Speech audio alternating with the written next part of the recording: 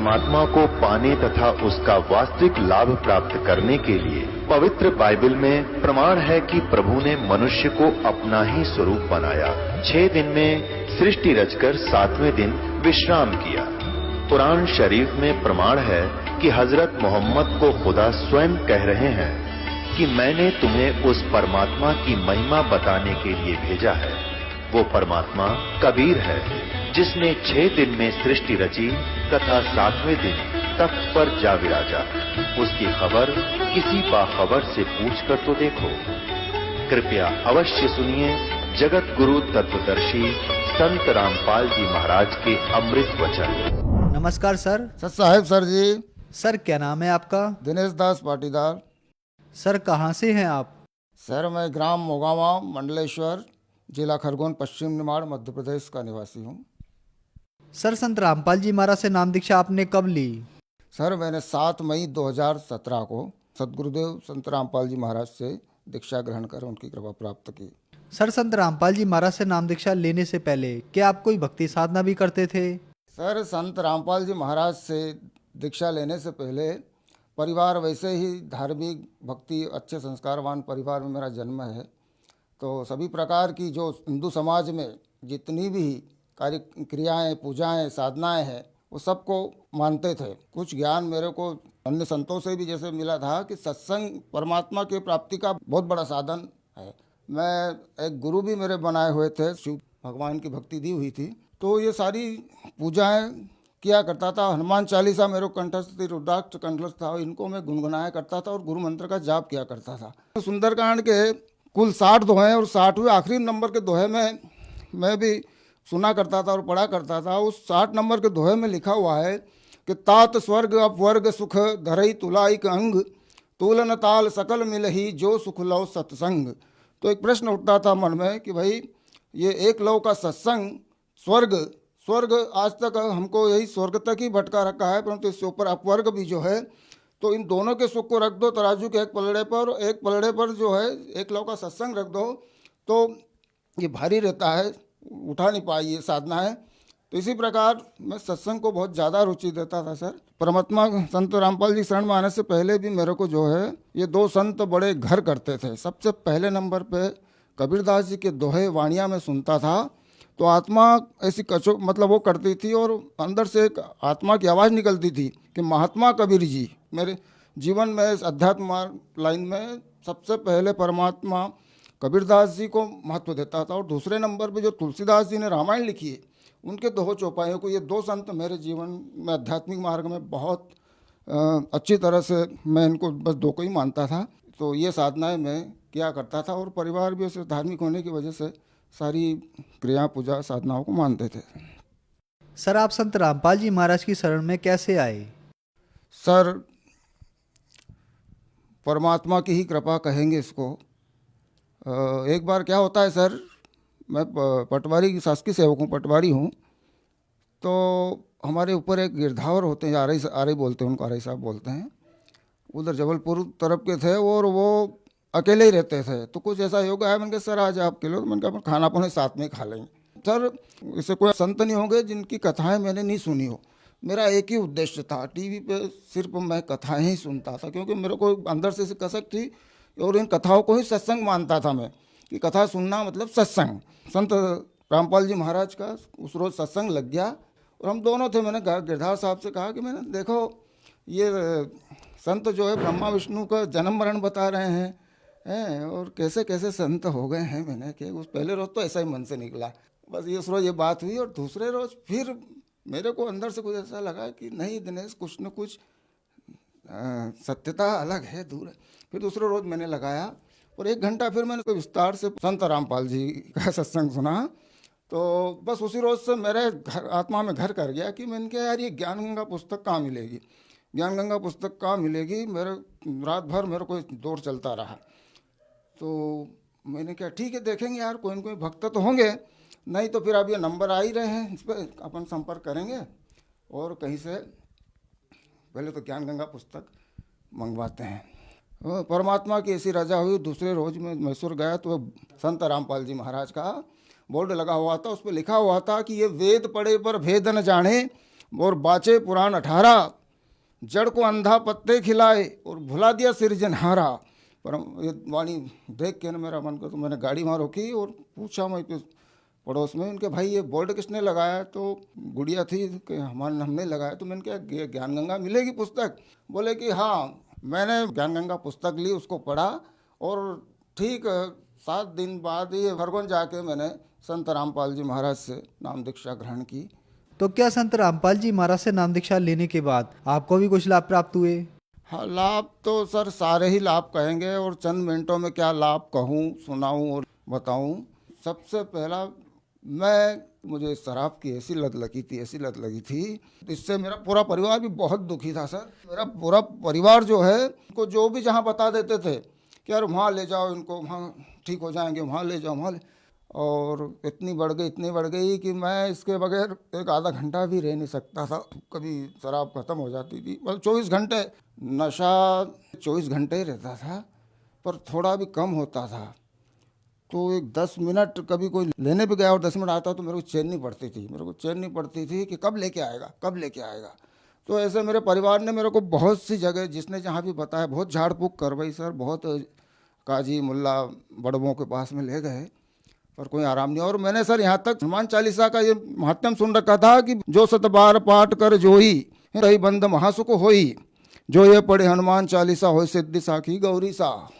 तो मेरा एक मित्र था, ब्राह्मण समकक्ष था, वो क्लास फेलो था। वो मैंने उस ब्राह्मण से कहा कि मैंने यार एक काम कर, अपन चल वो नर्मदा जी के किनारे, मैंने कहा कि ये 100 बार हनुमान चालीसा का पाठ करेंगे, उससे पिंड छूट जाए। तो वो भी हमने करके देखा। ऐसा सुन रखा है इन संतों से कि घर में एक बार राम बोलो तो एक ही बार लाभ मिलेगा राम का। गौशाला में जाके बोलो तो 100 गुना लाभ मिलेगा। और उसको कहते हैं कि मंदिर में जाके बोलो तो 1000 गुना लाभ मिलेगा, तीर्थ में जाके बोलो तो 10,000 गुना लाभ मिलेगा। और माँ नर्मदा के किनारे कभी एक बार राम बोल दिया जाए तो उसका अनंत लाखों करोड़ों कोई संख्या नहीं, इतना लाभ मिलता है।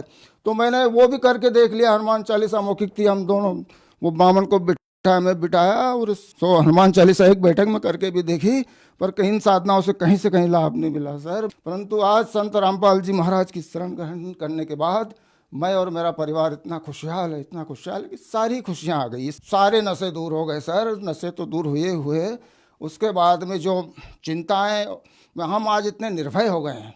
सर, आप बता रहे हैं कि संत रामपाल जी महाराज से नाम दीक्षा लेने के बाद आप नशा मुक्त हो गए, जबकि सरकार लोगों को नशा मुक्त करने के लिए करोड़ों रुपए खर्च करती है और कई प्रकार की योजनाएं चलाती है। यह कैसे संभव है कि संत रामपाल जी महाराज से नाम दीक्षा लेने के बाद आप नशा मुक्त हो गए?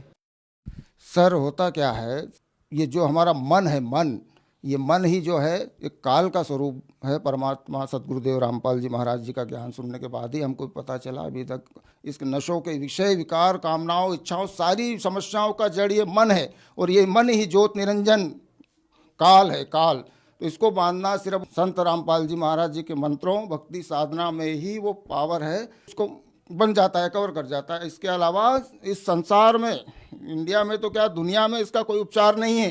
तो आप मुझे देख रहे हो, मैं कितने नशे विकारों से ग्रसित था और इतना परेशान था। संत रामपाल जी महाराज जी का ज्ञान जितनी भी जल्दी हो, समझो संत सदगुरु रामपाल जी महाराज जी से नाम दीक्षा ग्रहण करके अपने मनुष्य जीवन का कल्याण कराओ।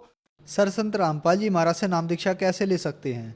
सर, परमात्मा ने बहुत ही आसान, वो तो दयालु परमात्मा, इतनी आसान व्यवस्था कर रखी है। संत रामपाल जी महाराज या बहुत से चैनल पे सत्संग आता है, किसी भी चैनल पे संत रामपाल जी महाराज का सत्संग देखें और उस पर नीचे पट्टी चलती, उस पर नंबर लिखे हुए होते हैं। उस नंबर से आप जहाँ के भी, इंडिया नहीं दुनिया में कहीं भी हो, उस नंबर से संपर्क करें। आपको बता दिया जाएगा कि आपका नज़दीकी नामदान केंद्र कौन सा है।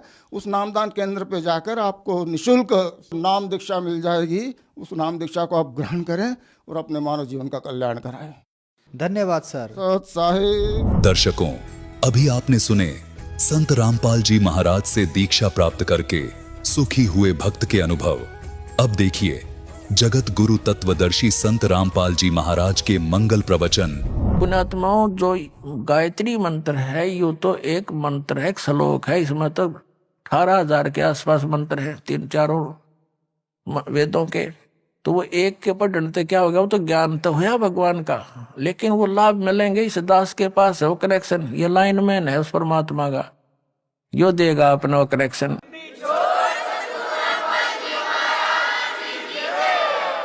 उसके लिए बताते हैं अजप्पा जाप जपो निस्वासरे, जीत चलो जम जंग रे, गरीब दास दर्शन देवा के देख भयो चतवंग रे। गरीबदास जी कह रहे हैं कि अजप्पा जाप जपो निस्वासर, जो सतनाम का आपको दे रखा मंत्र वो अजप्पा जाप है, श्वास उश्वास से जाप करना होता है। और जीत चलो जम जंग रे, इस काल के साथ ये युद्ध जीत चलो इस सतनाम के हथियार से। और गरीब दास दर्शन उस परमात्मा के देख के होया मन चत भंग रे, कहता मैं तो आश्चर्य में पड़ गया, भगवान कोई और था, हम मान किसको रहे थे। तो पुण्यात्माओं इसमें कहा कि मन मान सरोवर गंग रे, जहां का बिछड़ा तहां मिलाऊं, पल पल पर सुनो शब्द पर संग रे। कि आप इस नमक की मार्केट के बोरों में, बोरियों में, और उस बूरा की मंडी को छोड़कर आ गए नमक के मंडी में। यहां आप बूरा का जो है टेस्ट खोज रहे हो, ये उसी मार्केट में ले चलूंगा आपको जहां पर वो टेस्ट आपको प्राप्त होगा, वो सर्व सुख प्राप्त होगा। इस दास के पास वो ओरिजिनल साधना है, इसको ग्रहण करो, अपना कल्याण कराओ। सत साहिब सत साहिब।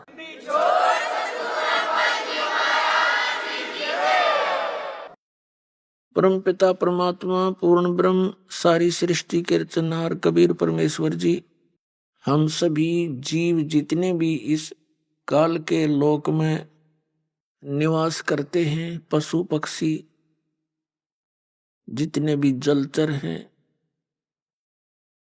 और मानव हैं, देव हैं, ये सभी आत्माएं उस परम अक्षर ब्रह्म उस कबीर भगवान की है। वो कबीर परमात्मा कौन है? जिनके गुण वेद भी गाते हैं, जिनकी महिमा कुरान शरीफ भी बतलाती है, जिनकी महिमा प्रत्यक्ष दृष्टा संतों ने भी की हुई है। वो कौन है? अनंत कोटि ब्रह्मांड का एक रति नहीं भारे, सतगुरु पुरुष कबीर हैं कुल के सिरजनहारे। हम सुल्तानी नानक तारे दादू को उपदेश दिया, जात जुलाहा भेद न पाया वो काशी माहे कबीर हुआ। जुलाहा कबीर, दानक कबीर, ये परम अक्षर ब्रह्म है। पुण्यात्मा, हम परमात्मा की परिभाषा का कैख भी नहीं समझ सके आज तक, जब तक ये तत्व ज्ञान हमें प्राप्त नहीं हुआ था। हमें ये तत्व ज्ञान हीन संत ऋषि महर्षि आचार्य शंकराचार्य जो भी भगवान की सतिथि बताते, हम सहर्ष स्वीकार कर लेते थे। पुण्यात्माओं के आंखों में आंसू आते थे भगवान की चर्चा सुनकर, लेकिन वो काल की महिमा सुनाया करते थे और नाम भगवान लेते थे। आत्मा अपने पिता से जब से बिछुड़ी है, ये महाकष्ट उठा रही है। अभी पुण्यात्माओं, आप इस ज्ञान से पूर्ण रूप से परिचित नहीं हुए हो। जिसमें आपकी बुद्धि इतनी मैच्योर हो जाएगी कि आप प्रत्येक संकेत को समझने लग जाओगे, तब आप परमात्मा को अच्छी तरह जान जाओगे। अभी तो आप ऐसी स्थिति में हैं जैसे कोई छोटे से बालक उठा कर किसी पेन को और कहता है पिताजी ये क्या है, तो पिताजी कहता है कि बेटा ये पेन है।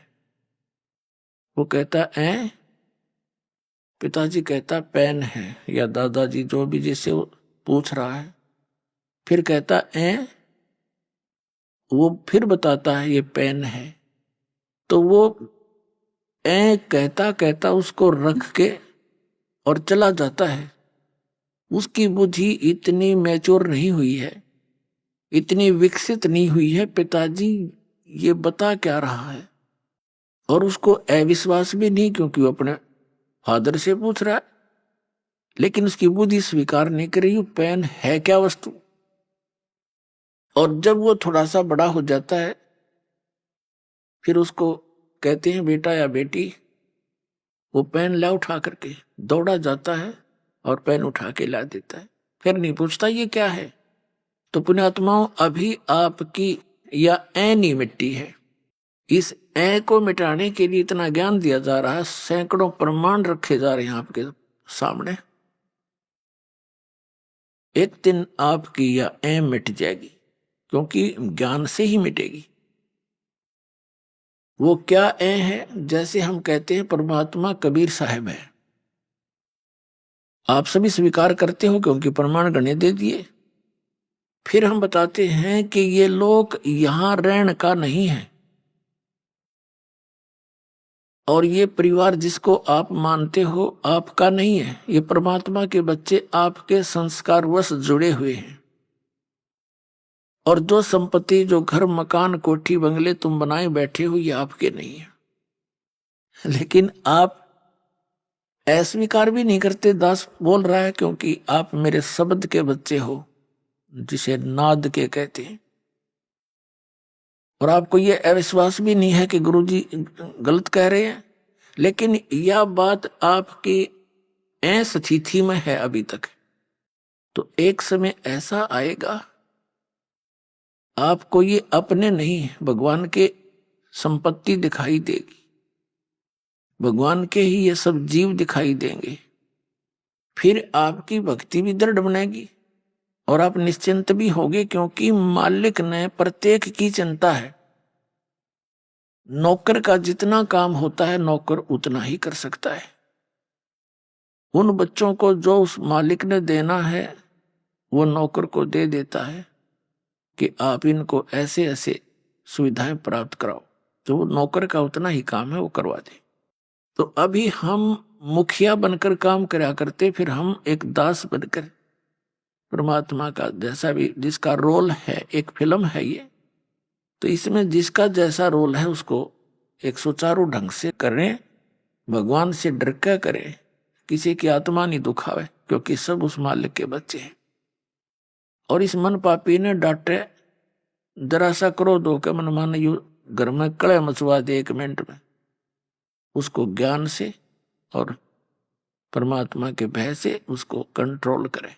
तो अब दास तो आपको बता रहा है कि आप यहां बहुत कष्ट उठा रहे हो, और आप इस बात को सुन अवश्य लेते हो, लेकिन ये समझ में नहीं आता कि कष्ट कैसे उठा रहे हैं। कोई समझता है कि मैं बीमार हूं इसलिए कष्ट है मुझे, नहीं। यहां जो मूल कष्ट है जन्म और मरण का, ये भारी रोग है। उसके बाद 84 लाख योनियों में, पशु पक्षियों के शरीरों में पुण्यात्माओं कैर टूट रहा प्राणी पे।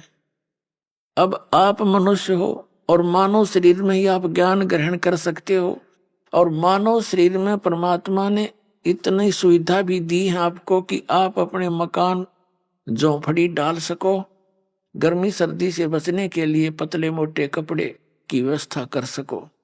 आप उसको छोड़कर आप भक्ति मार्ग से दूर होकर केवल यहाँ की संपत्ति जोड़न में और यहाँ कोठी बंगले बना के फोकट में मां बनाने की औड़ सी लगा लिया आपने, जो आपकी भारी भूल है। इस भूल को हटाने के लिए परमात्मा आए, पूर्ण ब्रह्म, अनंत कोट ब्रह्मांड के पालक, और एक झोंपड़ी में जुल्हा बन के हाथ से काम करके कपड़ा बुनकर एक लीला करके दिखाई कि यदि तुमने भक्ति में सफल होना है, अपनी इन मनोकामनाओं को, इच्छाओं को सीमित करना पड़ेगा। समाज को देखकर आप भक्ति मार्ग पर नहीं चल सकते। ये दूसरी बात है कि आप जैसी भक्ति करोगे वैसा फल तो आपको मिलता ही रहेगा, लेकिन मोक्ष प्राप्ति के लिए आपने अपनी सभी परंपराओं को, जो हमने स्वयं बनाकर अपने पैरों में बेड़ी डाल ली, उनको अब समाप्त करना पड़ेगा। पैसों की आवश्यकता किस लिए पड़ती है? बड़ी कोठी बनाकर महिमा हो जावे गांव में, नगर में कि बड़ी कोठी है उनकी, बड़ा पैसे वाला व्यक्ति है, बड़ी कार हो, चलिए तेरे संस्कार में होगी, ये तो हो ही जाएगी, और फिर हो जाती है मृत्यु। कोठी वाले की मृत्यु हो जाती है, कुत्ता बनकर उसी गली में बाहर बैठता है कीचड़ में, गर्मी और सर्दी में, ऊपर से वर्षा हो रही है, वो ठिठुर रहा है कोठी वाला बाहर बैठकर। कोठी में कोई अन्य ही प्राणी जो परमात्मा के बच्चे हैं वो भी निवास कर रहे हैं। कुछ दिनों में उनकी भी टिकट कटेगी, वो भी बाहर बैठेंगे गली में जो भक्ति नहीं करते। तो ये जो दुर्गति और भविष्य में होने वाले कष्ट आपका हरदम चित्त में रहने लग जाएंगे, फिर आप भक्ति कर सकते हो। ये जो दास आपको बता रहा है, क्योंकि सत्संग जो है एक ऐसा सामूहिक शिक्षा स्थल है जिसमें पहली कक्षा के बच्चों के लिए भी कुछ ज्ञान बताया जाता है, दूसरी के भी, तीसरी के भी है, मैट्रिक वालों को, 10वीं कक्षा वालों को, बीए वालों को, एमए वालों को, यानी अंतिम पढ़ाई वालों को भी हिंट दिए जाते हैं। तो इस सामूहिक सत्संग के अंदर सबको ज्ञान दिया जाता है और आपको बताया जा रहा है कि आप यहाँ के वासी नहीं हो, आप सतलोक में रहा करते थे और वहां आपकी मृत्यु नहीं होती थी, वृद्धावस्था नहीं थी, कोई रोग शरीर में नहीं था। आज कोई वृद्धावस्था नहीं चाहता और सबकी होगी, पहले मर गया वो दूसरी बात है, और फिर बुढ़ापा भी, वृद्धावस्था भी होगी और मृत्यु भी डेफिनेट, और हम फिर भी आंख नीचे बैठे यहाँ पर। तो अभी तक तो हमें इसका विकल्प नहीं था, अब परमात्मा ने विकल्प बता दिया कि जब तक इस शरीर में रहो, वो आपका मकान जो भी सीमित सा बनाकर रखो, ज्यादा बड़े की आवश्यकता नहीं। जैसा भी आपके संस्कार में कोई बड़ा भी बन गया है तो कोई प्रॉब्लम नहीं है। यानी लोग दिखावा होड़ नहीं करे, एक दूसरे ने देख कर रीस नहीं करे इन बकवादों की। कोई विवाह करता है लड़की का, उसमें लोग दिखावा पता नहीं कितना ड्रामा करता है, पैंट बाजे बजवाता, ये बकवाद है सारी। तो पहले तो हम इनको सीमित करेंगे, फिर भक्ति बनेगी। पुण्यात्माओं, जो दास ज्ञान दे रहा है ये किसी डूम बाट के गीत नहीं, किसी स्वार्थी व्यक्ति के द्वारा कोई नावल की कथा नहीं सुना रखी, खुद भगवान ने आकर के ये आपकी जो समस्याएं हैं ये खुद बताई हैं आकर के, और साथ में इसका समाधान बताया।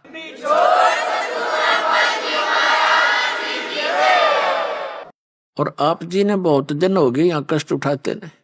अब परमात्मा कबीर जी पिता हैं हम सबके, और आपके दुख को देखकर वो स्वयं दुखी रहते हैं। आपने गलती अवश्य कर दी, और जैसे एक सेब खराब हो जाती है, सेब विक्रेता को वो सेब बहुत प्यारी होती है, उसको पता है कितनी कीमती है, लेकिन खराब होने के बाद उसके पास कोई विकल्प नहीं है, उसको बाहर फेंकना ही पड़ता है।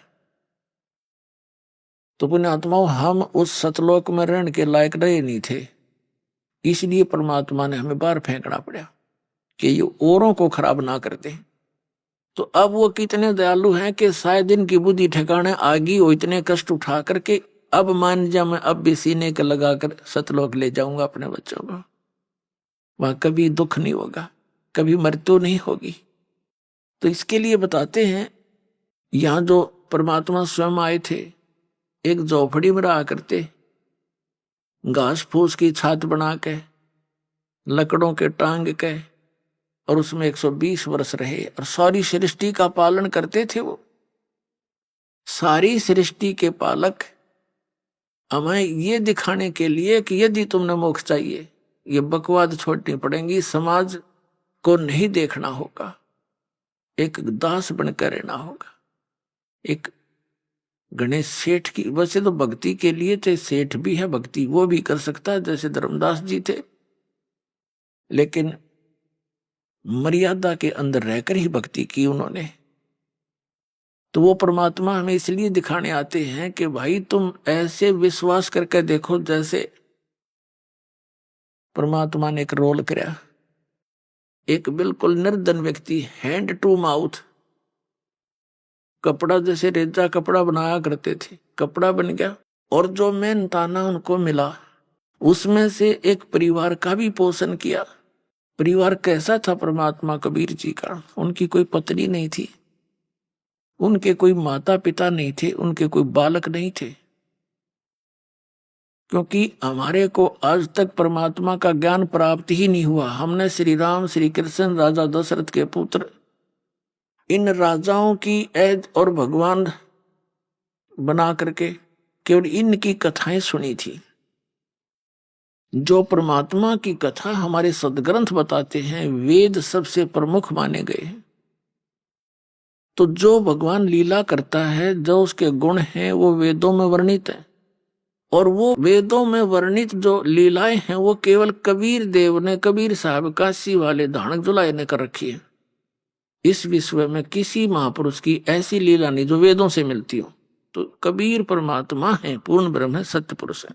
तो ये परमात्मा को परमात्मा सिद्ध करने के लिए इतने प्रमाण आपके समक्ष बताए जाते हैं।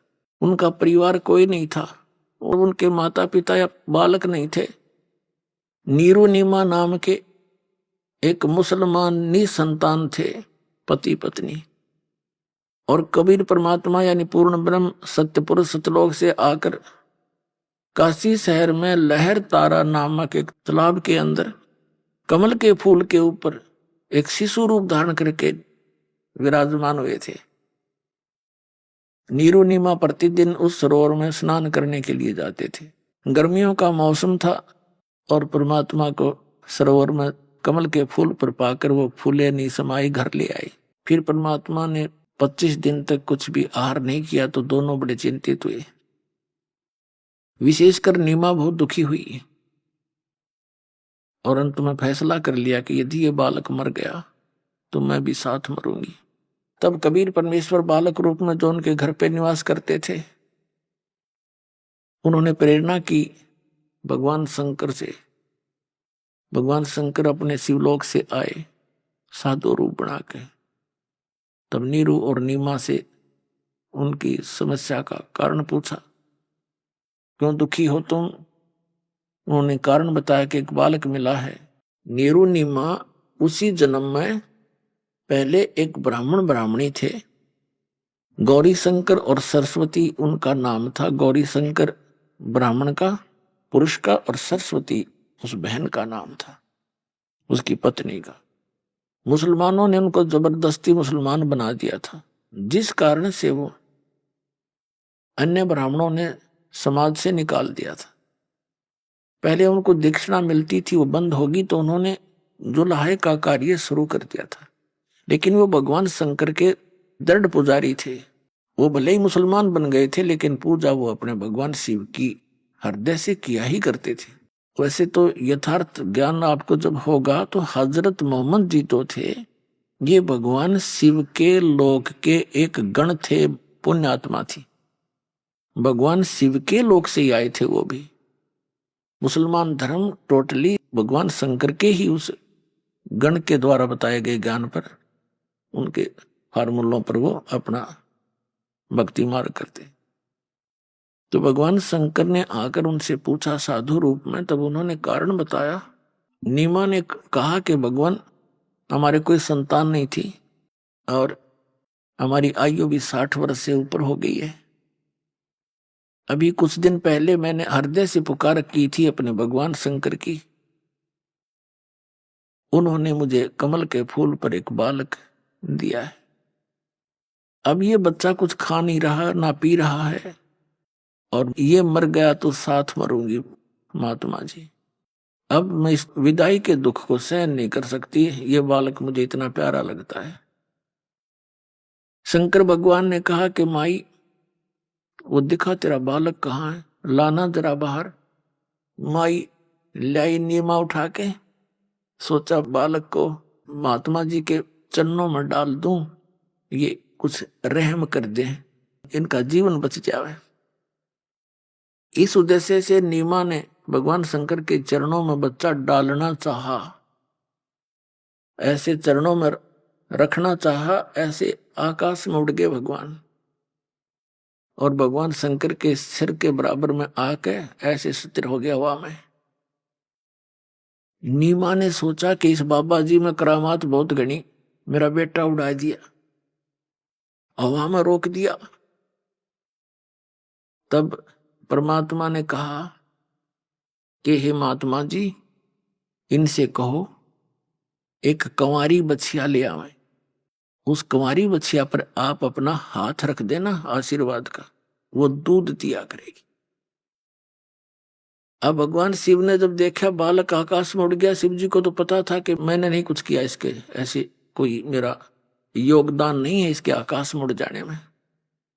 और ये बोल रहा है छोटा सा बालक, ये कोई महापुरुष है, सिद्ध पुरुष है। भगवान शिव ने ऐसा किया कि आओ मेरे पास, गोदी में आ गए परमात्मा, उनके हाथों में आ गए, जैसे बालक आ जाता है। फिर भी 2-3-4 बार उनसे बात करी और फिर कहा कि इनसे मैंने जो कहा वैसा करें। तब नीमा को भगवान शंकर ने कहा कि माई, ये बेटा तेरा मरने वाला नहीं है, देखो मैंने इसका हस्तरेखा देखी है, इसकी तो बहुत लंबी आयु है, ये जब तक चाहेगा शरीर नहीं छोड़ेगा, तू चिंता ना कर, ये मरेगा नहीं। नीमा ने कहा बाबा जी, महात्मा जी, इन सुखी सांत्वनाओं से मेरा दिल ना डटे, मेरी आत्मा जब मानेगी जब ये कुछ दूध पी लेगा। तो भगवान ने कहा कबीर साहब ने कि इनको कहो गाय ले आओ कंवारी। तब भगवान शंकर ने कहा जाओ एक कंवारी गाय लाओ, नीरू, नीमा के पति से कहा। नीरू गया और कुम्हार से एक ताजा बर्तन लाना, मटका, पात्र, छोटा घड़ा जिसमें दूध निकाला जाया करेगा। अब नीरू गया, एक बछिया ले आया और एक मटका ले आया छोटा सा, और छोटे छोटे बर्तन जो मुंह लगा के पीते हैं, कप टाइप मिट्टी के बना करते थे पहले, उनको हमारे यहाँ तो कसोरे बोलते हैं, वो भी ले आए। परमात्मा के आदेश अनुसार भगवान शंकर जी ने उस बछिया की कमर पर आशीर्वाद भरा हाथ मार दिया, लंबे लंबे सतन हो गए और दूध की धार चल पड़ी। और पात्र साफ करके नीचे रख रखा था, वो भर गया। तो उस प्रकार परमात्मा प्रतिदिन दूध आहार करने लगे, दूध पान करने लगे। परिवर्ष की लीला कबीर परमात्मा की बालक रूप में जब आए थे, कंवारी गाय से हुई थी। ये परमात्मा कबीर जी की जीवनी में लिखा है। और उस परमेश्वर कबीर जी ने जो परमात्मा परम अक्षर ब्रह्म सत्य पुरुष अमर पुरुष जो लीला किया करता है, वो लीला कर रखी थी। उसी के अनुसार वो आदरणीय गरीबदास साहिब जी को मिले थे, जैसे कि आपको सत्संग में सुनाया था सुबह। उनको सचखंड लेकर गए थे, फिर उनके अंदर पूरा ज्ञान भर दिया था भूत और भविष्य का। पहले क्या हुआ था, मैंने क्या क्या लीलाएं की थी, मैं कहां कहां रहा था। जैसे श्री तुलसीदास जी ने लाखों वर्ष पहले की रामायण लिपिबद्ध कर दी चौपाइयों के माध्यम से, दोहों के माध्यम से, और वो सर्वमान्य है हिंदू समाज में। इसी प्रकार आदरणीय गरीबदास साहिब जी ने उस परम अक्षर ब्रह्म की लीला, कबीर परमेश्वर की लीला, उनके द्वारा प्राप्त दिव्य दृष्टि और दिव्य ज्ञान के आधार से अपनी अमृत वाणी में लिख रखी है, जो एज इट इज सर्वमान्य है। जो परमात्मा ने लीला की थी उनसे भी मिलती है, जो कबीर सागर में लिखी हुई है। और जैसे दिव्य दृष्टि जो होती है, इसकी समता होती है, क्षमता, जैसे दूरबीन होती है, दूरबीन, उनकी क्षमता होती है। एक तो 1 किलोमीटर तक का दिखा दे, एक मनमाने आसमान में सैकड़ों किलोमीटर तक या दूर तक का दिखा सकती है, देख सकती है। इसी प्रकार दिव्य दृष्टि और दिव्य ज्ञान की भी अपनी क्षमता होती है।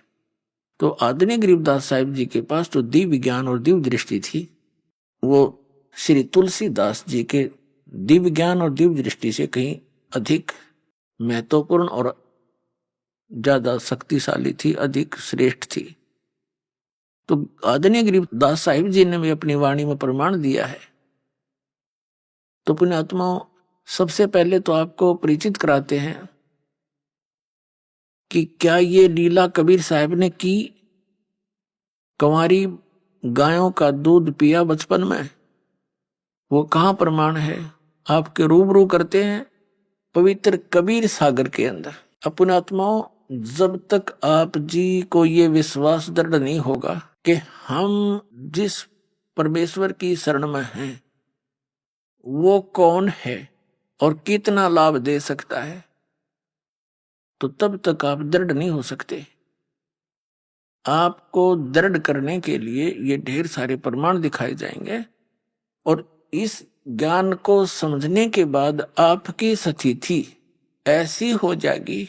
कबीर साहब ने बताया है कि ऐसे बोला करोगे तुम, आपकी आत्मा कहा करेगी, बंदी छोड़ दयाल जी तुम तक हमारी दौड़े, जैसे काग जहाज कहा अब सूजत और न ठोरे। जैसे समुद्री जहाज के ऊपर कौवा बैठकर चला जाता था और शाम को वो खाना खाने के समय वो खा रहे होते हैं, वो बैठ जाता ऊपर चला जाता है।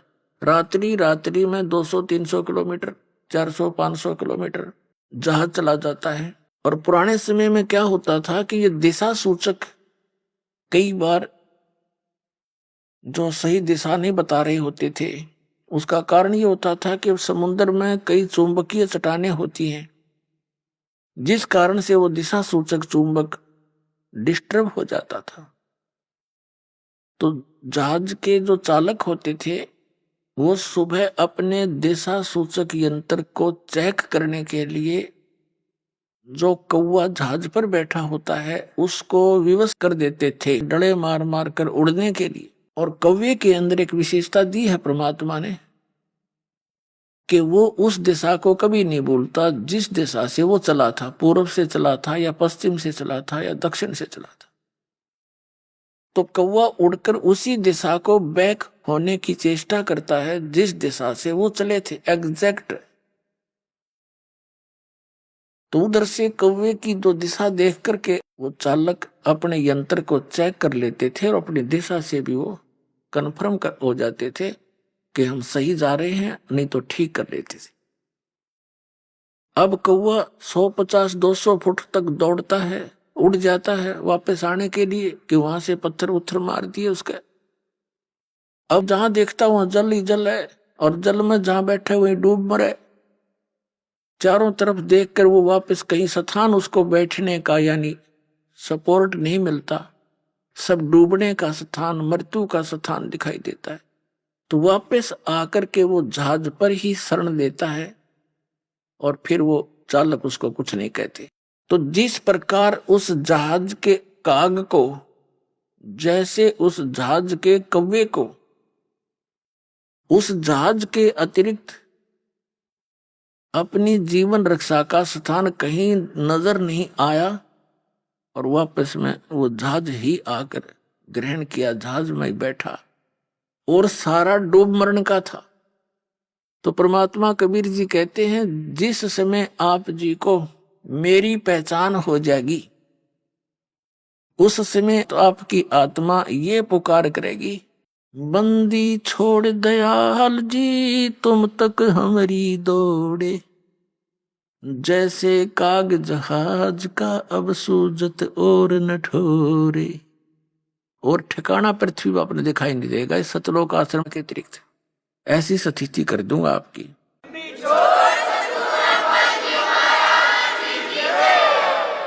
अब आपको प्रमाणित करते हैं कि 600 वर्ष पहले भगवान आए थे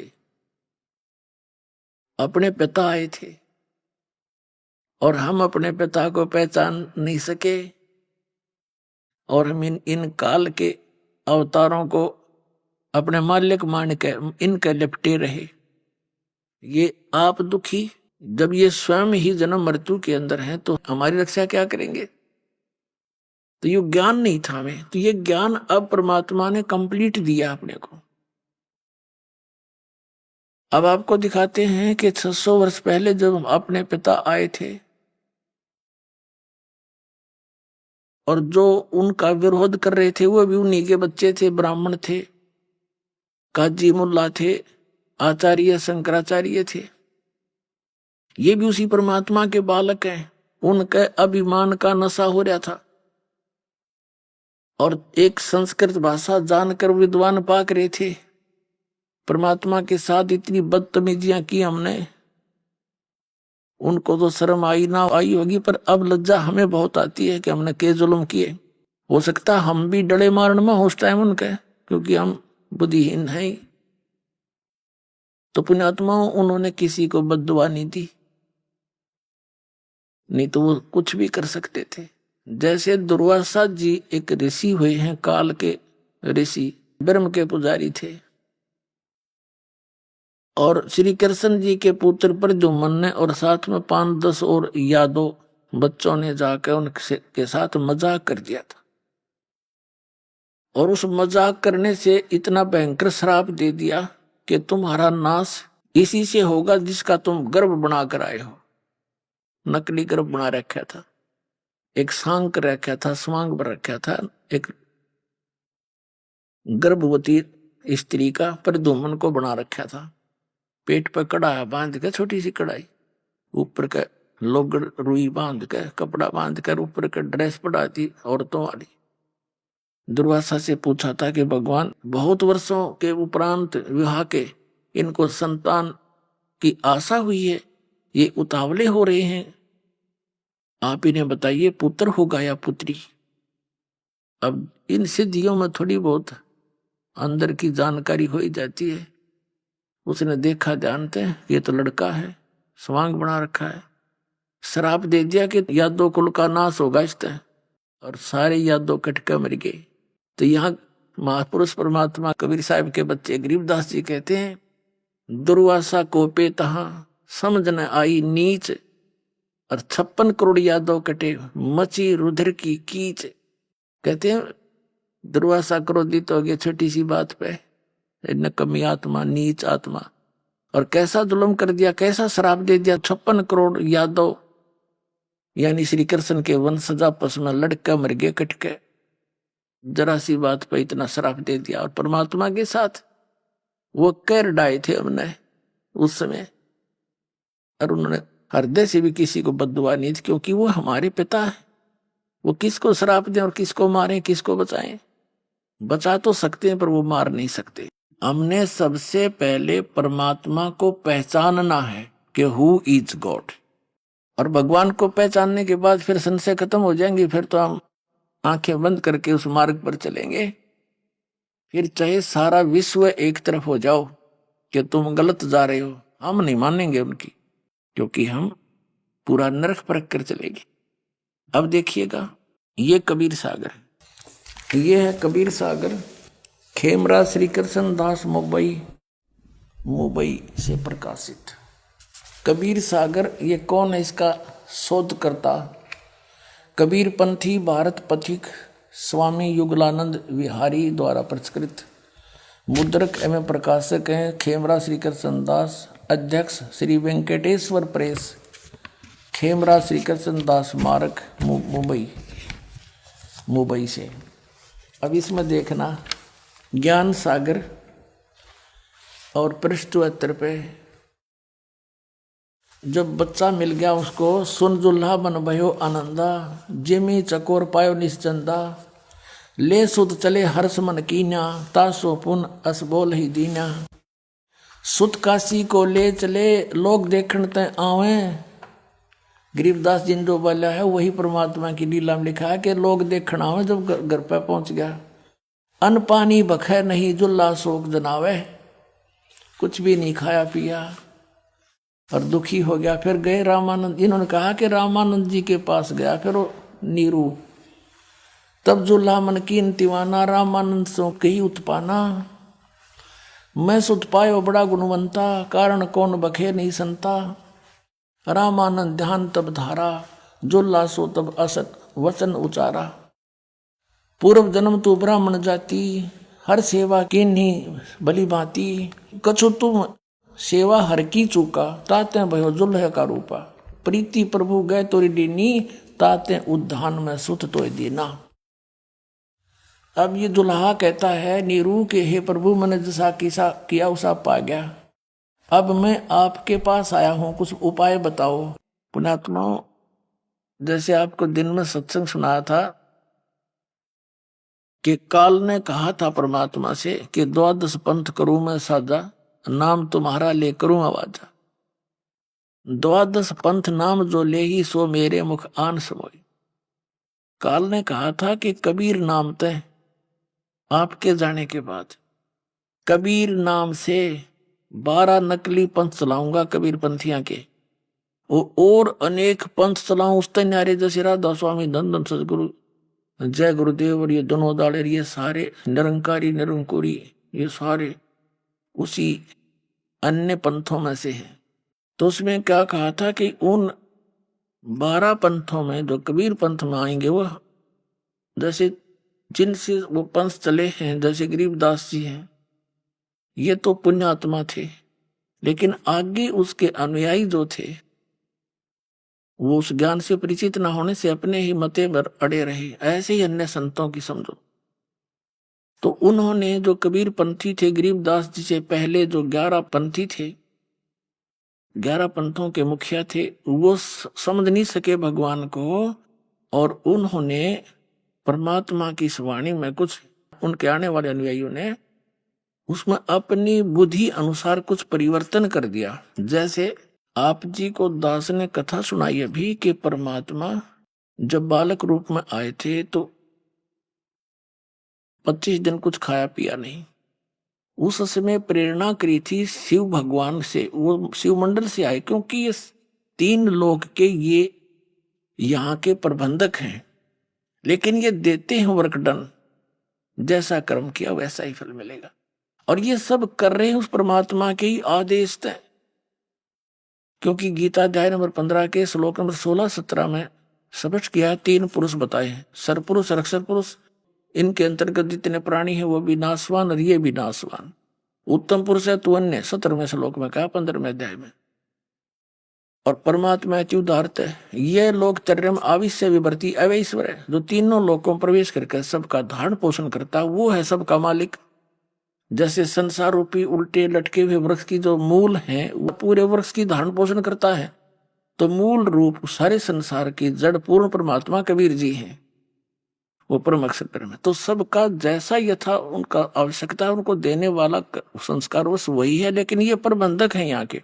आपको पवित्र बाइबल में भी प्रमाणित किया था कि यही 3 जो देवता है, फरिश्ते, यही पूरे अपने, आत्मा तो वही है परमात्मा की, ये सबको संभालते हैं। तो शिव आए थे शिवपुरी से, तो गरीबदास जी के माध्यम से कबीर परमात्मा ने कहा था कि मैं अपनी वाणी का पुनः प्रकाश कराऊंगा। तब तक कबीर पंथ में घुस के काल के दूत और अपनी बुद्धि अनुसार कबीर सागर में कुछ परिवर्तन भी कर देंगे, तो भी उसकी पुनरावृत्ति, उसकी अक्षति पूर्ति गरीबदास जी द्वारा पुनः यथार्थ ज्ञान प्रकट करवा के परमात्मा ने कराई थी। क्योंकि गरीबदास जी के द्वारा भी परमात्मा ने निर्णायक ज्ञान नहीं दिया, उसमें भी ऐसे कोड वर्डों में दे रखा जो इस दास ने ही समझा है या गरीबदास ने समझा था, वो बताया नहीं किसी को। तो गरीबदास महाराज जी की जो वाणी है वो भी इस दास के ही समझ में आई है, इसी कबीर भगवान की कृपा से। तो उसको अब जो सारा कुछ अज्ञान हटाना था, अब इस दास के माध्यम से ही करवाना था भगवान ने। तो इन सब ग्रंथों को दास को समझाया कबीर परमेश्वर जी ने, और सब प्रमाण आपके रूबरू करके आपको भगवान पहचानवा दिया। पहचान बता दी कि कबीर साहब भगवान है, देखो यहाँ यहाँ लिखा है, और जिनको आप जिस सत्य मानते रहे हो वही लिखा है। तो इससे हमें ये आसानी से समझ में आ जाएगा। तो यहाँ इन्होंने थोड़ी सी गड़बड़ी की है, इनके ये तो समझ में आया नहीं वो दूत कौन था। जैसे परमात्मा ने भी बोला था कि आप तो भगवान के दूत हैं, तो इस कारण से नीरू नीमा ने वो सुन लिया था कि बच्चा बोल रहा था ये भगवान का दूत आया है। परमात्मा तो जानी जान थे कि शिव जी हैं, लेकिन वो बताना नहीं चाहते थे, ना वो अपना भेद देना चाहते थे। अभी आपने सुने संत रामपाल जी महाराज के मंगल प्रवचन। आइए अब सुनते हैं संत रामपाल जी महाराज जी से नाम दीक्षा लेकर सतभक्ति करके अद्भुत लाभ प्राप्त करने वाले अनुयायियों के विचार। नमस्कार जी। सत साहब जी। क्या नाम है बहन जी आपका? बलदीश कौर। कहाँ के रहने वाले हैं आप? हम जलंधर पंजाब से रहने वाले हैं। संत रामपाल जी महाराज से नाम दीक्षा आपने कब ली? ਤੇ 17 ਸਾਲ ਦੇ ਵਿੱਚ ਮੈਂ ਨਾਮ ਉਪਦੇਸ਼ ਲਿਆ महाराज जी ਦਾ। संत रामपाल जी महाराज की शरण में आने से पहले आप क्या भक्ति साधनाएं करते थे? मैं ਪਹਿਲਾਂ ਮਾਤਾ ਦੇ ਵਰਤ ਰੱਖਦੀ ਸੀ, ਆਪਣੇ ਸ਼ਿਵ ਪਾਰਵਤੀ ਦੇ ਵਰਤ ਰੱਖਦੀ ਸੀਗੀ। ਉਸ ਤੋਂ ਬਾਅਦ ਫਿਰ ਮੇਰਾ ਸ਼ਾਦੀ ਹੋ ਗਈ। ਫਿਰ ਉਸ ਤੋਂ ਬਾਅਦ ਅਸੀਂ ਪੀਰਾਂ ਨੂੰ ਮੰਨਣ ਲੱਗ ਗਏ। ਪੀਰਾਂ ਨੂੰ ਅਸੀਂ ਬਹੁਤ ਮੰਨਿਆ। ਅਸੀਂ ਹਰ ਸਾਲ ਲੰਗਰ ਲਾਉਂਦੇ ਸੀ ਘਰ ਵਿੱਚ, ਅਤੇ ਮਤਲਬ ਲੱਖਾਂ ਦੇ ਹਿਸਾਬ ਨਾਲ ਦੁਨੀਆ ਸਾਡੇ ਘਰ ਆਉਂਦੀ ਸੀ, ਚੌਂਕੀਆਂ ਲੱਗਦੀਆਂ ਸੀਗੀਆਂ। ਉਸ ਤੋਂ ਬਾਅਦ ਜਿਸ ਤਰ੍ਹਾਂ ਅਸੀਂ ਲੰਗਰ ਲਾਉਂਦੇ ਰਹੇ, ਜਿਸ ਤਰ੍ਹਾਂ ਮੈਂ ਵਰਤ ਰੱਖਦੀ ਰਹੀ ਕਿ ਘਰ ਦੀ ਇੰਨੀ ਕੰਡੀਸ਼ਨ ਖਰਾਬ ਹੋ ਚੁੱਕੀ ਸੀ ਮੇਰੀ ਔਰ ਮੇਰੇ ਪਰਿਵਾਰ ਸਾਰੇ ਦੀ, ਵੀ ਬਹੁਤ ਜ਼ਿਆਦਾ ਹੀ ਨਾ, मैं तो दस नहीं सकती जो मेरे घर में बीते बहुत ज़्यादा। बहन जी, जैसा कि आपने बताया कि आप देवी देवताओं की भक्ति करते थे, तो उन सब पूजाओं से आपको क्या क्या लाभ हुए? लाभ मैंने कुछ नहीं होया उन्होंने तो लाभ मैं इन्ना उन्होंने मन्निया, बहुत ज़्यादा मन्निया, पर लेकिन जिस तरह मैं वरत रखती सी उस तो ज़्यादा ही मेरे घर में विघन पैंदा सी। उस तो बाद फिर मैनू हानियाँ बहुत होईयां, यानी कि मेरे ना कपड़े खुल जाते सी अपने आप, सराहने रख देंदे सी चीज़ां। उस तो बाद मैं देखना भी मेरे कपड़े कित्थे गए आ, फिर मैं सराहने चक के मैं कपड़े पाने, जानी मैं अपनी दिल की बात किसी नूं नहीं दसदी भी मैं की दसां अपने रिश्तेदारां नूं, जो कि मेरे अपने हसबैंड नूं, मेरे सੱਸ ਸਹੁਰੇ ਨੂੰ सारा कुछ पता सी भी इन्हां नाल आ कुछ बीतदा है। उस तो बाद फिर मैं अपना सहुरिਆਂ ਦੇ घर छड्ड के मैं जलंधर जगह लई भी मैं ठीक हो जाऊँगी, उत्थे भी यही मेरा हाल होया। उस तो बाद मैं मतलब मेरी एक दो बारी मेरी लत्त टुटी, एक गिट्टा टुटिया, 2 बारी मेरा सिर फटिया, फिर मेरी रीढ़ की हड्डी दे सट लग गई, जो कि मेरे इन्नी जोर दी सट लग गई, मेरे ब्लीडिंग आउण लग पई। फिर मैं इलाज 15 साल करवाया। फिर मैनू हौली हौली मेरिया लत्तां बांह रह गईयां, ब्लॉकिंग हो चुकी सी मेरे शरीर के अंदर सारे। जिस हस्पताल भी जाती सी ਉਹੀ ਕਹਿੰਦੇ ਸੀਗੇ भी माता जी तुसी आराम करो, हुण तुहाडी तुसी अपनी सेवा कराओ अपने बच्चों तो। तो मैं रोंदी हुंदी सी, मेरी 50 साल की उम्र की हजे आ, ते मैं तो जीना चाहुंदी हाँ, मैं परमात्मा नूं टोलदी हाँ, मैनू परमात्मा नहीं मिल रहे हैगे। उस तो बाद जानी फिर मेरे ब्लॉकिंग नाल रीढ़ की हड्डी विच एड्डी वड्डी रसौली बन गई, जो कि रसौली बन दे नाल मेरे आ पेट के अगे बच्चेदानी दे विच आ गई सीगी रसौली, ते गिट्टियां दे विच भी रसौलियां, गोड्यां दे पिछे भी रसौलियां बज गईयां सीगीयां। उस तो बाद फिर जानी बहुत मैं परेशान हो गई, लत्तां बाहां मेरियां रह गईयां। मैं एक हाकी दे नाल तुरदी सीगी, ते जदों मैं बाथरूम जांदी सी मेरे बच्चे मेरे नाल जांदे सी जां मेरे हसबैंड जांदे सी नाल मेरे। फिर आप संत रामपाल जी महाराज की शरण में कैसे आए? 13 ਦੇ ਵਿੱਚ ਮੇਰੀ ਵੱਡੇ ਲੜਕੇ ਦੀ ਸ਼ਾਦੀ ਹੋਈ। ਸ਼ਾਦੀ ਹੋਣ ਤੋਂ ਬਾਅਦ ਮੇਰੇ ਕੁੜਮ ਸਾਹਿਬ ਆਪਣੇ ਅਮਰਜੀਤ ਜੀ ਜੋ ਕਿ ਲੁਧਿਆਣੇ ਵਿੱਚ ਰਹਿੰਦੇ ਆ, ਉਹਨਾਂ ਦੇ ਮੇਰਾ ਲੜਕਾ ਉਹਨਾਂ ਦੇ ਘਰ ਮੰਗਿਆ ਗਿਆ। ਉਸ ਤੋਂ ਬਾਅਦ ਉਹਨਾਂ ਨੇ ਪਹਿਲਾਂ ਨਾਮ ਉਪਦੇਸ਼ ਲਿਆ ਸੀਗਾ। ਉਸ ਤੋਂ ਬਾਅਦ ਉਹਨਾਂ ਨੇ ਸਾਨੂੰ ਬਹੁਤ ਜ਼ੋਰ ਲਾਇਆ ਵੀ ਤੁਹਾਡਾ ਘਰ ਬਹੁਤ ਖਰਾਬ ਹੋ ਚੁੱਕਾ ਹੈ, ਵੀ ਤੁਸੀਂ ਉਹਨਾਂ ਦਾ ਸਿਮਰਨ ਕਰੋ, ਉਹਨਾਂ ਦਾ ਨਾਮਦਾਨ ਲਵੋ, ਤੁਸੀਂ ਸਤਸੰਗ ਦੇਖੋ। ਫਿਰ ਮੇਰੀ ਨੂੰਹ ਵੱਡੀ, ਉਹਨਾਂ ਦੀ ਲੜਕੀ ਜਿਹੜੀ ਆ ਮੇਰੀ ਨੂੰਹ ਸੀ, ਉਹ ਬਿਮਾਰ ਹੋ ਗਈ, ਜਾਣੀ ਕਿ ਉਹਨਾਂ ਦੀ ਹਾਲਤ ਇੰਨੀ ਖਰਾਬ ਹੋ ਚੁੱਕੀ ਸੀ ਮੈਂ ਤੁਹਾਨੂੰ ਦੱਸ ਨਹੀਂ ਸਕਦੀ। ਫਿਰ ਉਹਨਾਂ ਨੂੰ ਵੀ ਚੀਜ਼ਾਂ ਮੂੰਹ 'ਤੇ ਚਪੇੜਾ ਉਹਦੇ ਮਾਰਦੀਆਂ ਸੀ, ਉਹਨੂੰ ਚੱਕ ਕੇ ਮਾਰਦੀਆਂ ਸੀ, ਮੇਰੇ ਦੋਹਾਂ ਬੱਚਿਆਂ ਨੂੰ ਮੁੰਡਿਆਂ ਨੂੰ ਮਾਰਦੀਆਂ ਸੀ ਚਪੇੜਾ। ਉਸ ਤੋਂ ਬਾਅਦ ਫਿਰ ਜ਼ਿਆਦਾ ਹੋ ਗਈ, ਅਸੀਂ ਹਸਪਤਾਲ ਦਾਖਲ ਕਰਵਾਤੀ ਆਪਣੀ ਨੂੰਹ ਜਾ ਕੇ। ਫਿਰ ਉਸ ਤੋਂ ਬਾਅਦ ਉਹਨਾਂ ਨੂੰ ਜਵਾਬ ਦੇ ਦਿੱਤਾ, ਜਾਣੀ 30 ਹਜ਼ਾਰ ਦੇ ਟੈਸਟ ਹੋਏ ਉਹਨਾਂ ਦੇ, ਜਾਣੀ ਕਿ ਉਹਨਾਂ ਨੂੰ ਕੋਈ ਵੀ ਆਰਾਮ ਨਹੀਂ ਆਇਆ, ਕੋਈ ਵੀ ਆਰਾਮ ਨਹੀਂ ਆਇਆ। ਫਿਰ ਸਾਡੇ ਪਰ ਅਮਰਜੀਤ ਭਾਜੀ ਸਾਡੇ ਘਰ ਆਏ, ਉਹ ਰੋਣ ਲੱਗ ਪਏ, ਉਹ ਕਹਿੰਦੇ ਤੁਸੀਂ ਚਲੇ ਜਾਓ, 1 ਮਿੰਟ ਨਾ ਲਾਓ। ਫਿਰ ਅਸੀਂ ਉਸ ਦਿਨ ਰਾਤ ਨੂੰ ਅਸੀਂ ਉਹਨਾਂ ਦੇ ਘਰ ਰਾਤ ਰਹੇ, ਸਾਨੂੰ ਕਹਿੰਦੇ ਹੁਣੀ ਨਾਮ ਉਪਦੇਸ਼ ਲਓ। ਅਸੀਂ ਕਿਹਾ ਪਹਿਲਾਂ ਅਸੀਂ ਬੱਚਿਆਂ ਨੂੰ ਦਵਾਉਣਾ ਆ, ਵੀ ਵੱਡੀ ਨੂੰ ਬਹੁਤ ਜ਼ਿਆਦਾ ਹੀ ਬਿਮਾਰ ਆ। ਫਿਰ ਉਸ ਤੋਂ ਬਾਅਦ ਅਸੀਂ ਜਦੋਂ ਆਪਣੀ ਬੇਟੀ ਨੂੰ ਲੈ ਕੇ ਗਏ ਹਸਪਤਾਲ ਦੇ ਵਿੱਚ, ਉਹਨਾਂ ਨੇ ਸਾਨੂੰ ਜਵਾਬ ਦੇ ਦਿੱਤਾ ਵੀ ਇਹ ਮਤਲਬ ਠੀਕ ਨਹੀਂ ਹੋ ਸਕਦੀ। ਜਦੋਂ ਫਿਰ ਸਾਨੂੰ ਆਪਣੇ ਅਮਰਜੀਤ ਭਾਜੀ ਉਹਨਾਂ ਨੇ, ਸਾਡੇ ਕੁੜਮ ਸਾਹਿਬ ਨੇ ਦੱਸਿਆ ਵੀ ਚਲੋ ਆਪਣੇ ਲੁਧਿਆਣੇ ਤੁਹਾਨੂੰ ਲੈ ਕੇ ਜਾਂਦਾ, ਅਸੀਂ ਸਤਸੰਗ ਵਿੱਚ ਨਾਮ ਉਪਦੇਸ਼ ਇੱਥੋਂ ਮਿਲਦਾ, ਅਸੀਂ ਉੱਥੇ ਆਏ। ਸਤਿਗੁਰੂ ਰਾਮਪਾਲ ਮਹਾਰਾਜ ਜੀ ਦੇ चरणों में गए, उन्होंने नाम उपदेश लिया। बहन जी, संत रामपाल जी महाराज की शरण में आने के बाद आपको क्या क्या लाभ प्राप्त हुए?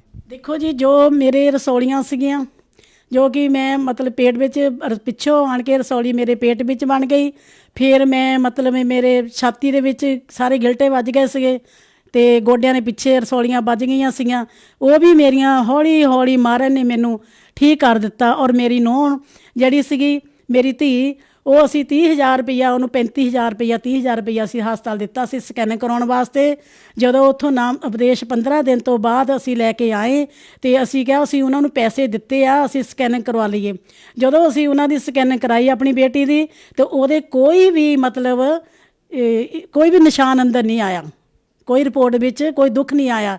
इसे तरह मेरे जिहड़े सारे शरीर दे हौली हौली रसौलियां सी, पेट विच सी, अगे पेट दे मोहरे रसौली कड्डी वड्डी आ चुकी सी, पैरां दे विच, गिट्टियां च, गोडियां ने पिछे बन गईयां, छाती दे विच बन गईयां सी रसौलियां, वो सारियां ही ठीक हो गईयां। जिहड़े प्रेत लगे सी वो तो एकदम ही सफाया ही महाराज ने सफाया करदा कर दिता।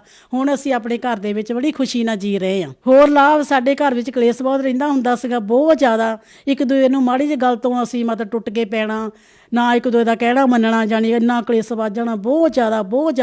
वो भी असीं हुण घर दे विच ठीक ठाक रहिंदे आ। फिर मेरा छोटा बच्चा नाम उपदेश नहीं सी लिया, इंडियन ऑयल दे विच वो सर्विस करदा आ, ते वो मतलब एक दिन बीमार हो गया बहुत ज़्यादा। ਉਹਦੇ ਡਿੱਗ ਪਿਆ ਤੇ ਉਹਨੂੰ ਮਤਲਬ ਮੂੰਹ 'ਚ ਝੱਗ ਉਹਦੇ ਜਾਣ ਲੱਗ ਪਈ, ਉਹਨੂੰ ਅਟੈਕ ਹੋ ਗਿਆ। ਤੇ ਮੈਂ ਬਹੁਤ ਰੋਂਦੀ ਸੀਗੀ, ਉਹਨਾਂ ਦੀ ਮਿਸਿਸ ਵੀ ਨਾਲ ਬੈਠੀ ਸੀ, ਉਹ ਵੀ ਰੋ ਰਹੇ ਸੀ। ਤੇ ਮੈਂ ਜਾ ਕੇ ਦੇਖਿਆ ਵੀ ਬੱਚਿਆਂ ਨੇ ਟੀਵੀ ਲਾਇਆ, ਟੀਵੀ 'ਚੋਂ ਆਵਾਜ਼ ਆ ਰਹੀ ਆ। ਜਦੋਂ ਮੈਂ ਕਮਰੇ 'ਚ ਜਾ ਕੇ ਦੇਖਿਆ ਤਾਂ ਮੇਰੇ ਬੱਚੇ ਦੀਆਂ ਅੱਖਾਂ ਪੁੱਟੀਆਂ ਔਰ ਹੱਥ ਵਿੰਗੇ ਹੋਏ ਸੀ, ਤੇ ਮਤਲਬ ਮੂੰਹ 'ਚੋਂ ਮਤਲਬ ਪਾਣੀ ਜਾ ਰਿਹਾ ਸੀਗਾ। ਤੇ ਮੈਂ ਬਹੁਤ ਉੱਚੀ ਉੱਚੀ ਰੋ ਰਹੀ ਸੀ, ਬਹੁਤ ਜ਼ਿਆਦਾ, ਸਤਿਗੁਰ ਜੀ, ਹੇ ਮੇਰੇ ਗੁਰੂ ਬੰਦੀ ਛੋੜ ਜੀ, ਮੇਰੇ ਬੱਚੇ ਨੂੰ ਬਚਾ ਲਓ, ਮੇਰੇ ਬੱਚੇ ਨੂੰ ਬਚਾ ਲਓ। ਜਦੋਂ ਮੈਨੂੰ ਆਵਾਜ਼ ਆਈ ਕਿ ਮਤਲਬ ਜਿੱਥੇ ਉਹਨਾਂ ਦਾ ਬ੍ਰਹਮੰਡਲ ਬਣਿਆ ਘਰ ਦੇ ਵਿੱਚ ਜੋਤ ਜਗਦੀ ਆ, ਉੱਥੋਂ ਜਾ ਕੇ ਪ੍ਰਸ਼ਾਦ ਲੈ ਕੇ ਚਰਨ ਗੰਗਾ ਮਹਾਰਾਜ ਦਾ ਲਿਆ ਕੇ ਉਹਦੇ ਮੂੰਹ 'ਚ ਪਾਇਆ, ਤੇ ਮੇਰਾ ਬੱਚਾ ਸ਼ਾਂਤ ਹੋ ਗਿਆ, ਬਿਲਕੁਲ ਠੀਕ ਹੋ ਗਿਆ। ਹੁਣ ਉਹ ਬਿਲਕੁਲ ਠੀਕ ਠਾਕ ਆ। ਫਿਰ ਅਸੀਂ ਬੱਚੇ ਦੀ ਆਸ ਕਰਦੇ ਸੀ 6-7 ਸਾਲ ਤੋਂ। ਮੇਰੀਆਂ ਦੋਹਾਂ ਨੂੰਹਾਂ ਦੇ ਬੱਚੇ ਨਹੀਂ ਸੀਗੇ, ਉਹ ਵੀ ਮੇਰੇ ਗੁਰੂ ਜੀ ਨੇ ਮੈਨੂੰ ਪਾਰ ਲੰਘਾਤਾ, ਮੈਨੂੰ ਖੁਸ਼ੀ ਲਿਆਤੀ ਆ ਘਰ ਦੇ ਵਿੱਚ। ਮੈਂ ਇਹਨਾਂ ਦਾ ਕਿਤੇ ਵੀ ਆਪਣਾ ਜਿਹੜਾ ਦੇਣਾ ਨਹੀਂ ਦੇ ਸਕਦੀ। ਮੇਰੇ ਮਹਾਰਾਜ ਜੀ ਇੱਕ ਪੂਰਨ ਸੰਤ ਹੈ, ਜਿਹੜਾ ਦੁਖੀਆਂ ਦੁਨੀਆ ਦੇ ਸਾਰੇ ਦੁੱਖ ਤਾਰਦਾ, ਲਾਉਂਦਾ ਆ ਤੇ ਜ਼ਿੰਦਗੀ ਦਿੰਦਾ ਆ। जो श्रद्धालु आपको देख रहे हैं उनको आप क्या संदेश देना चाहते हैं? मैं यही कहना चाਹੁੰਦੀ ਹਾਂ ਵੀ ਜਿਹੜੇ ਕਿ ਰਿਸ਼ਤੇਦਾਰ ਮੇਰੇ ਭੈਣ ਭਰਾ ਆ, ਜੋ ਕਿ ਰਿਸ਼ਤੇਦਾਰ ਆ, ਸਾਰੇ ਭੈਣ ਭਰਾ ਜਿੰਨੇ ਵਰਲਡ ਦੇ ਵਿੱਚ ਬੈਠੇ ਆ, ਗੁਰੂ ਸਤਿਗੁਰੂ ਰਾਮਪਾਲ ਮਹਾਰਾਜ ਦਾ ਉਪਦੇਸ਼ ਲਵੋ ਤੇ ਆਪਣਾ ਕਲਿਆਣ ਕਰਾਵੋ ਤੇ ਜ਼ਿੰਦਗੀ ਚੰਗੀ ਬਤੀਤ ਕਰੋ।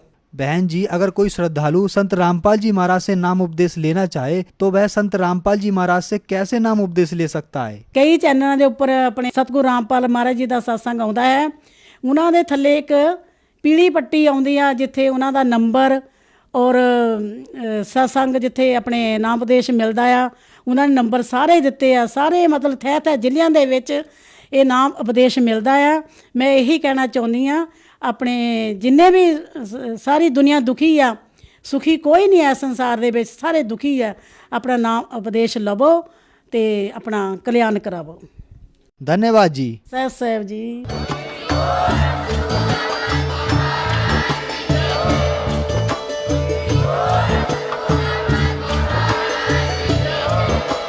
आप सुन रहे थे जगत गुरु तत्वदर्शी संत रामपाल जी महाराज जी के मंगल प्रवचन। अधिक जानकारी के लिए विजिट कीजिए हमारी वेबसाइट www.jagatgururampalji.org। संत रामपाल जी महाराज जी के शुभ आशीर्वाद से पूरे विश्व भर में 500 से भी ज्यादा नाम दीक्षा केंद्र हैं, जिन पर संत रामपाल जी महाराज जी द्वारा ऑनलाइन निशुल्क नाम दीक्षा दी जा रही है। अपने नजदीकी नाम दीक्षा केंद्र का पता करने के लिए संपर्क करें 8222880541।